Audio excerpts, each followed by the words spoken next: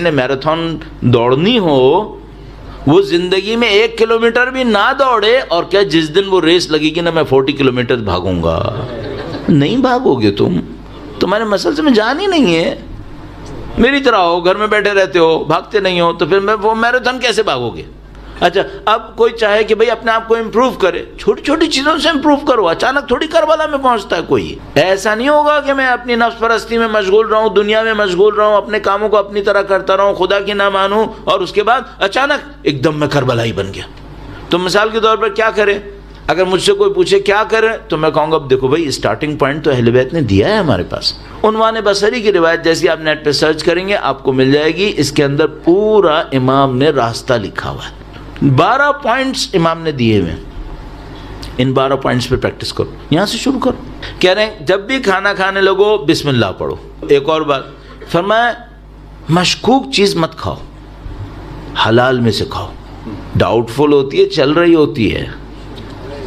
امام فرما رہے ہیں ڈاؤٹ فل میں سے مت کھاؤ، کنفرم حلال میں سے کھاؤ.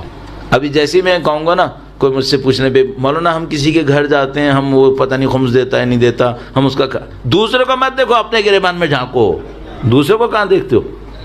ہم لوگ فوراً دوسرے کو دیکھیں گے. امام نے ہمارے لیے کہا ہے اپنی کمائی دیکھو، اس میں کیا رکھا ہے.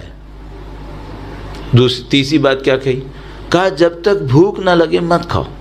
اچھا ممکن ہے کوئی کیا مثلا یہ میڈیکل سائنسز ہے؟ امام اسپرٹ کی، روح کی ڈیولپمنٹ کے لیے بات کر رہے ہیں. یہ جو عنوان بصری ہے نا، یہ انتہائی بزرگ آدمی ہے، ان کی عمر گزر گئی ہے. عمر گزارنے کے بعد امام کے پاس آ کر کہا کہ مولا میں نے ساری زندگی ادھر ادھر گزار دی، میں آپ کی خدمت میں حاضر ہوا ہوں، مجھے کچھ سکھائیں. امام نے فرمایا دیکھو کیا فرمایا جب تک بھوک نہ لگے مت کھاؤ. پیٹ کے لیے کہا ہے. اس کے بعد فرمایا جب تم کھانے لگو تو اس سے پہلے کہ پیٹ بھر جائے ہاتھ روک لو. اچھا انسان کے پاس عادت ہے، کیا ہے؟ اس کی فطرت ہے. وہ کیا ہے؟ وہ اپنے آپ کو پسند کرتا ہے. حب نفس. بھئی بات تو صحیح ہے، حب نفس ہے. حب نفس ہونا چاہیے نہیں ہونا چاہیے؟ ہونا چاہیے، فطرت کا حصہ ہے. لیکن اس حب نفس کا ایک غلط رزلٹ ہے. وہ کیا ہے؟ ان الانسان علی نفسہ بصیرہ ولو القی معاذیرہ. انسان اپنے نفس کے اوپر بصیرت رکھتا ہے لیکن عذر پیش کرتا رہتا ہے. کم سے کم اسٹینڈرڈ یہ ہے جو چیز امام کو پسند نہیں ہے وہ میں نہیں کروں گا. میں نے نہیں کہا جو ان کو پسند ہے صرف وہ کروں گا، بہت سخت ہے وہ بہت سخت ہے. ابھی اتنا کر لیں جو امام کو پسند نہیں ہے وہ نہیں کروں گا، زندگی بہتر ہو جائے گی. اور میں نے آپ کی خدمت میں چیلنج کے طور پہ عرض کر دیا، جو بھی ہمارے سامنے کہنا چاہ رہا ہے میں امام کی نصرت کرنا چاہ رہا ہوں، میرے جیسا انسان بھی مثلا بولتا چاہ رہا ہے، آپ کے سامنے بھی اس لیے کہتا ہوں تاکہ مجھے بھی یاد رہے اور میرے نفس کے اوپر بھی گرفت رہے کہ بھائی تم نے سب کے سامنے بولا تھا. وہ کیا کرو؟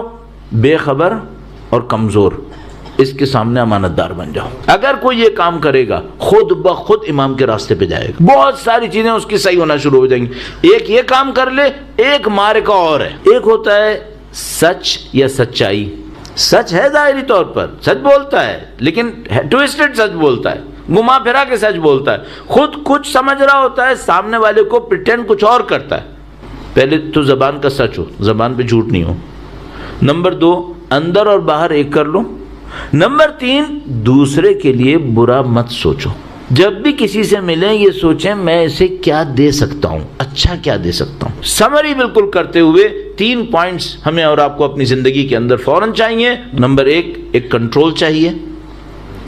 کنٹرول کے بغیر کام نہیں ہوگا. اپنی لائف کے اوپر ایک خاص کنٹرول. اس کنٹرول کے ساتھ ایک کیلکولیشن.